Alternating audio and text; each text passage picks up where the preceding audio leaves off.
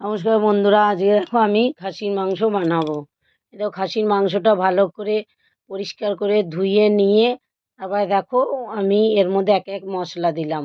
প্রথম দিলাম দেখো রসুন বাটা, তারপরে দিলাম আদা বাটা, তারপরে দিলাম জিরার গুঁড়ো, তারপরে দিলাম হলুদের গুঁড়ো, তারপরে দিলাম দেখো ধনের গুঁড়ো। আমি জিরার গুঁড়োটা ঘরেই করি, গোটা জিরে মিক্সিতে আমি গুঁড়ো করে নিই।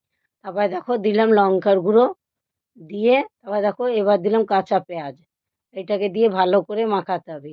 প্লিজ আমার ভিডিওগুলো ভালো লাগলে লাইক করে দেবেন, আর আমাকে কমেন্টে জানাবেন আমি কি রান্না করব, তাহলে আপনাদের ভালো লাগবে।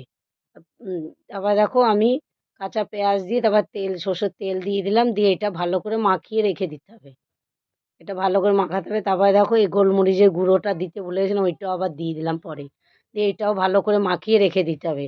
তারপর দেখো একটা কড়াই নিলাম, নিয়ে অনেকটা তেল দিয়ে তারপরে দেখো এই আলুগুলো ছেড়ে দিলাম ভাজার জন্য। আলুগুলো ছেড়ে দিলাম, দিয়ে এর মধ্যে দেখো একটু হলুদ দিলাম যাতে আলুগুলো কালার হয়, ওই জন্য ওরকম করে দেখো। তারপরে এরকম করে নাড়াবে আলুটা ভাজা পর্যন্ত। তারপর দেখো নামিয়ে দিলাম, দিয়ে তারপরে দেখো ওই কড়াইতেই তেলের মধ্যেই জিরে দিয়ে দিলাম।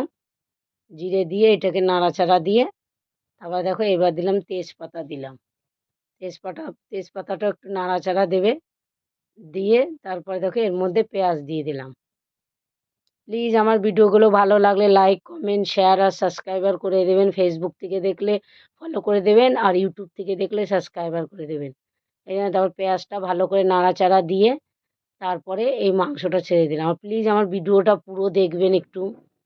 তারপরে দেখো মাংসটা ওর মধ্যে পেঁয়াজটা ভাজা ভাজা হয়ে গেছে, তারপরে মাংসটা ওর মধ্যে দিয়ে দিলাম। দিয়ে দেখো নাড়াচাড়া দিয়ে অনেকক্ষণ কষাতে হয়েছে, জল ছেড়েছে, তারপরে নুন দিলাম আর এলাচের গুঁড়ো দিলাম। আর গোটা মশলাটা আমি এখনই দিলাম। এই দেখো গোটা আমি দারচিনি দিয়ে দিলাম। দিয়ে তারপরে দেখো অনেকক্ষণ নাড়াচাড়া দিয়েছি, দিয়ে তারপরে কুকারে সিটির জন্য দিয়ে দিলাম। তারপরে দেখো কড়াইতে গরম জল করেছিলাম, গরম জল দিয়েছি। দিয়ে তারপরে এই দেখো আলু দিয়ে দিলাম, আর কুকারে সিটি দিয়ে নেব। এটা ভালো করে নাড়াচাড়া দিই। তারপর দেখো সিটি হয়ে গেছে, এটা আবার কড়াইতে আমি ফুটাতে দেবো। ফুটিয়ে দিলে ভালো হয়, খেতে ভালো লাগে। তারপর দেখো এই দেখো আমাদের মাংস রেডি, খাসির মাংস।